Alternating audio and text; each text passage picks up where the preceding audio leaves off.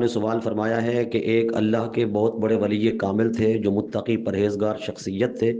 وہ ہمارے خاندان کے بڑوں کے یعنی ہمارے باپ دادا کے وہ شیخ تھے، پیر تھے، ہمارے خاندان کے لوگ ان کے مرید تھے، ان سے بیعت تھے۔ اب چونکہ وہ دنیا سے رحلت فرما چکے ہیں، اب آگے ان کی اولادیں ہیں، تو ان کی اولادوں میں کسی کی داڑھی نہیں ہے، کوئی متشرع نہیں ہے، سنت اور شریعت کے مطابق ان کی ظاہری زندگی بھی نہیں ہے۔ تو ہم جو اپنے باپ دادا کی چھوٹی پود ہیں، چھوٹی اولاد ہیں، ان کی بیعت ہو سکتے ہیں یا نہیں ہو سکتے، اور پیر کے لیے کیا شرائط ہیں، شرعی اعتبار سے پیر کے لیے کیا کیا ہونا لازم اور ضروری ہے،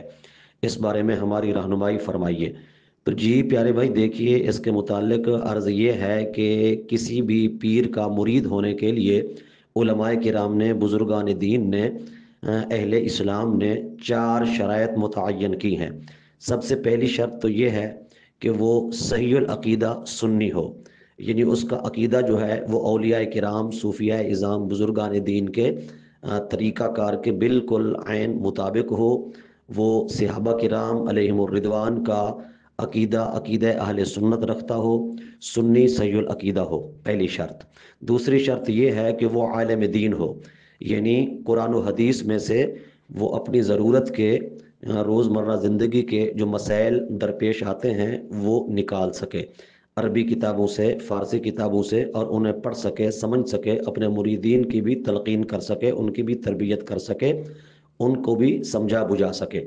عالم دین ہو۔ تیسری شرط یہ ہے کہ وہ متصل السلسلہ ہو، یعنی اس کا جو سلسلہ ہے طریقت کا، مجاز ہونے کا، وہ بالکل نبی پاک صاحب لولاک صلی اللہ علیہ وسلم کی ذات ببرکات تک پہنچتا ہو، یعنی اس کے سلسلے کے اندر کہیں جو ہے انفصال، انقطاع نہ آ جائے، جیسے سلسلہ قادریہ ہے، چشتیہ ہے، سہروردیہ ہے، نقشبندیہ ہے، اسی طرح دیگر سلاسل ہیں جو بالکل معتبر و مسترد ہیں، ان سلاسل میں سے کسی سلسلہ کے ساتھ وابستہ ہو۔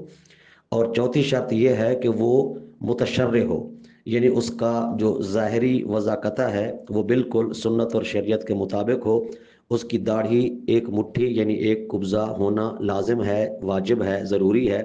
اس کے علاوہ اس کا ظاہر حال جو ہے، اٹھنا بیٹھنا، بولنا چالنا، کھانا پینا، وہ بھی نبی پاک صاحب لولاک صلی اللہ علیہ وسلم کی سنت و شریعت کے مطابق ہو، یعنی اس کو دیکھیں تو خدا یاد آ جائے، یعنی اللہ رسول کے رنگ میں ایسے رنگا ہوا ہو،